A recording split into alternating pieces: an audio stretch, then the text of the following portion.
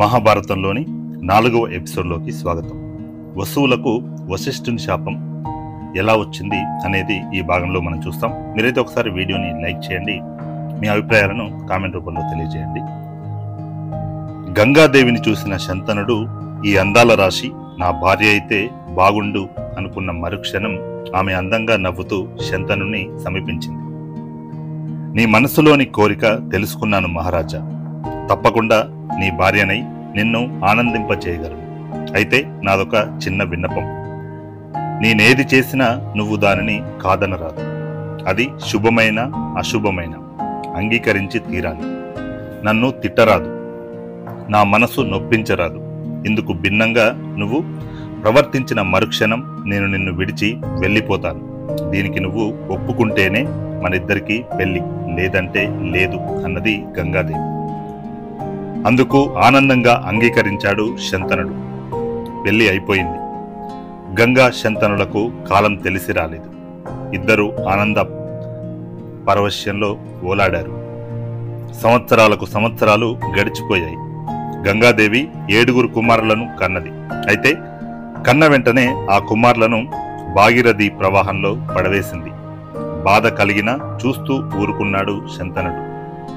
వారించిన పక్షంలో గంగాదేవి తననెక్కడ విడిచిపోతుందోనని భయపడ్డాడు. కొంతకాలానికి అష్టమ పుత్రుడు జన్మించాడు.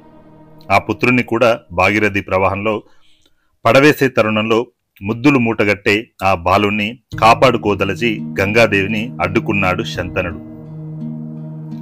ఈ బాలుణ్ణి నువ్వు భాగీరథి ప్రవాహంలో పడవేస్తానంటే నేను ఒప్పుకోను. 7 పోగొట్టుకుని పుత్రశోకంతో అలమటిస్తున్నాను. ఈ 8వ వాన్నైనా రక్షించుకుంటాను. నా కొడుకును నాకిచ్చేయి, ఆగు అని ఎదురు నిలిచాడు. తీసుకోండి మహారాజా, కొడుకును అందజేసింది గంగాదేవి. అందుకున్నాడు శంతనుడు. ఇక నాకు సెలవు అంది గంగాదేవి. అక్కడి నుంచి నిష్క్రమించేందుకు ముందుకు కదిలింది. ఎక్కడికి ఆందోళనగా అడిగాడు శంతనుడు. మీరు ఇచ్చిన మాట తప్పారు, నన్ను కాదని ఎదురు నిలిచారు. ఈ కారణంగా మనం విడిపోతున్నాం అన్నది గంగాదేవి. బాధగా చూశాడు శంతనుడు. ఇన్నాళ్ళు నేనెవరో ఏమిటో నీకు తెలియదు. మీరు అడగలేదు, నేను చెప్పలేదు. ఇప్పుడు చెబుతున్నాను. నేను జహ్ను మహర్షి తనూజాతను, జహ్నవి దేవిని, మునీంద్రులు సేవించే భాగీరథిని. దేవకార్యం కోసమై మీతో కలిసి జీవించాల్సి వచ్చింది అన్నది గంగ. ఇంకొక విషయం, వశిష్ఠ మహర్షి శాపంతో వసువులకి ఈ నరలోకంలో జన్మించాల్సిన దుర్గతి ఏర్పడింది. వారికి తల్లిదండ్రులయ్యే అవకాశం మీకు నాకు గాని మరొకరికి లేదు. దాంతో నేను ఈ నారీ రూపాన్ని సంతరించుకున్నాను. జన్మించిన వెంటనే ఈ లోకం నుంచి విముక్తి కలిగించగలనని వసువులకు మాట ఇచ్చాను. అయితే చివరివాణ్ణి మాత్రం దీర్ఘాయుష్మంతునిగా చూసుకోవాలనుకున్నాను. అనుకున్నట్టుగానే జరిగింది. 7 శాప విమోచన చేశాను. మీ చేతిలోని బాలుడు 8వ వాడు.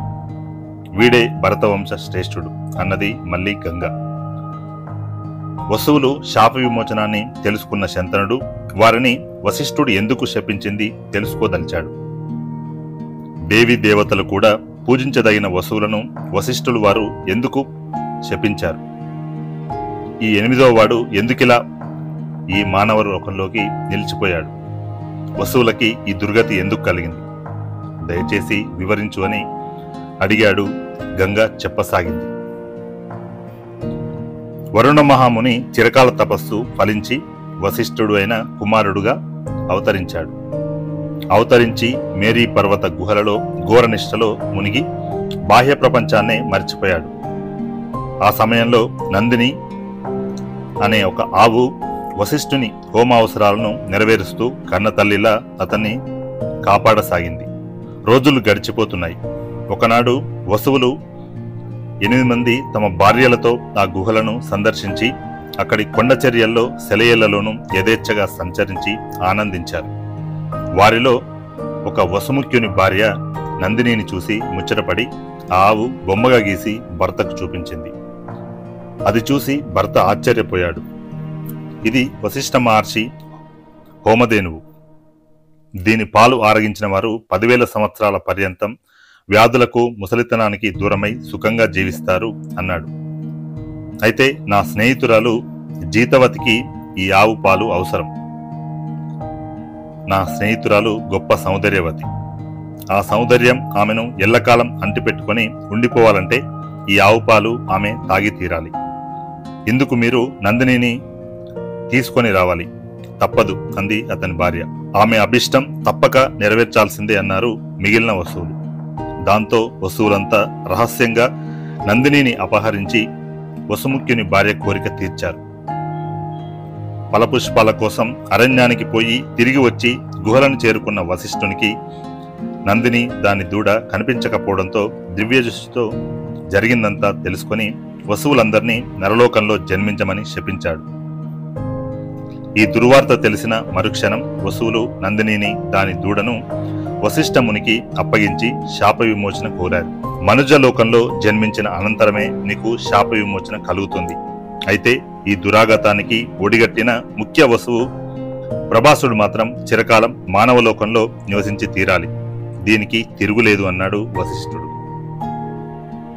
ఆ ప్రభాసుడే ఇప్పుడు మీ చేతుల్లో ఉన్న భరతవంశ శ్రేష్ఠుడు అని వివరించింది గంగాదేవి. ఈ బాలుడు బాగా ప్రయోజకుడు అయ్యేంత వరకు నా దగ్గరే పెరుగుతాడు. అందుకు మీరు అనుమతించాలి అని శంతనుని చేతిలో ఉన్న బాలుణ్ణి అందుకొని అక్కడి నుంచి నిష్క్రమించింది. తదనంతరం ఆ బాలుడే గాంగేయుడుగా దేవవ్రతుడుగా ప్రసిద్ధి చెందాడు. ఏళ్లు గడిచిపోయాయి. ఒకనాడు శంతనుడు మృగయ విహారంతో వినోదించి అలసి గంగా తీరానికి చేరుకున్నాడు. అక్కడ ఓ బాలుడు ధనుర్విద్యను అభ్యసిస్తూ బాణాలతో గంగా నదిపై ఆనకట్టను నిర్మించే ప్రయత్నాన్ని చూశాడు. మహావీరుడిలా కనిపిస్తూ గొప్ప తేజస్సుతో వెలిగిపోతున్న ఆ బాలుడు తన బిడ్డనేనన్న సంగతి శంతనుడు తెలుసుకోలేకపోయాడు. ఎప్పుడో చిన్నప్పుడు కొడుకుని చూశాడు. ఇప్పుడు ఆ పోలికలే లేవు. బాలుణ్ణి గుర్తుపట్టలేకపోయాడు శంతనుడు.